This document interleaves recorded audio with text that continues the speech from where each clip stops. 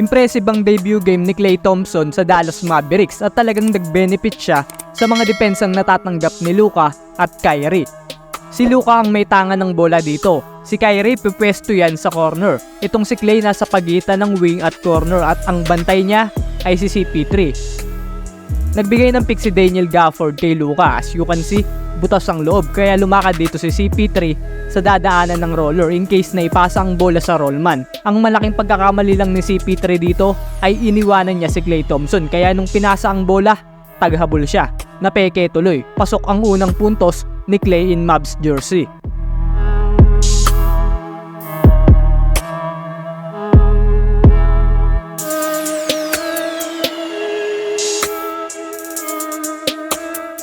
Eto blab, dadaan lang si Klay sa screen ni Daniel Gafford para ipukol ang tres na to.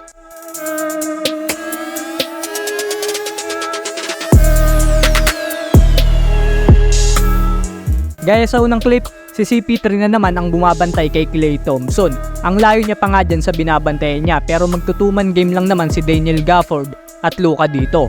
Kaso, mintes. Dalawang Mavs at tatlong Spurs yan sa ilalim kaso itong si Champagnie tinapik ang bola palabas. Saktong-sakto pa sa harap ni Klay. Tumuro pa si CP3 dito kay Sochan para siya ang mag-contest. Pinagbayad tuloy sila.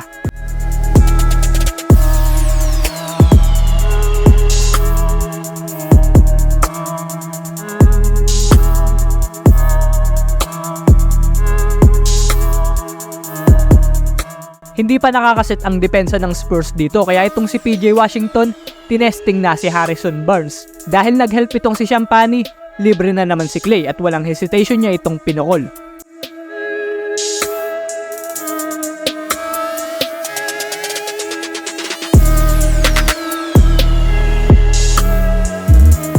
Bukod sa shooting, masipag din dumipensa itong si Klay. Dito hindi pa tinitira ni Wemby ang bola. Talagang tinitignan niya yung magiging kilos ni Jeremy Sochan. Nung tumira na si Wemby at biglang kumilos si Sochan para makapwesto sa ilalim, binax out niya to at tatapik pa ang bola. Dahil bagsak si Sochan, nagkaroon ng 5-on-4 transition dito at narewardan ng catch and shoot si Klay.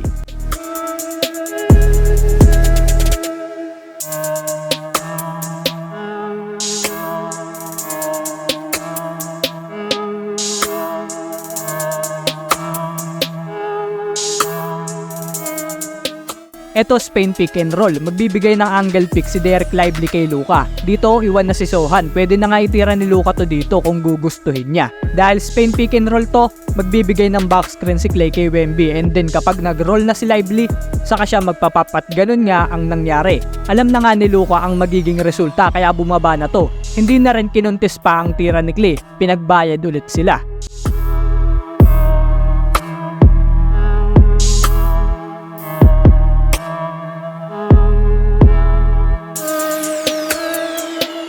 Gagawin ulit nila yan dito. Si Keldon Johnson itong bumabantay kay Klay. Ganun ulit, magbibigay ng pick si Lively. This time, sasabayan na ni Klay si Lively sa kanyang action. Wala nang back screen na gagawin dito si Klay. Dahil libre na si Luka dito, napahabol tuloy si Keldon Johnson. Pinasa na lang dahil libre si Klay Thompson. Pasok ang pang-anim na tres ni Klay dito.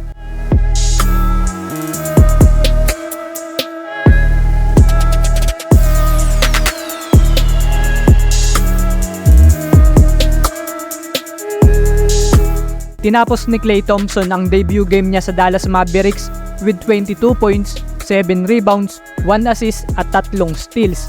Bagong franchise record yung 6 na tres sa isang debut game.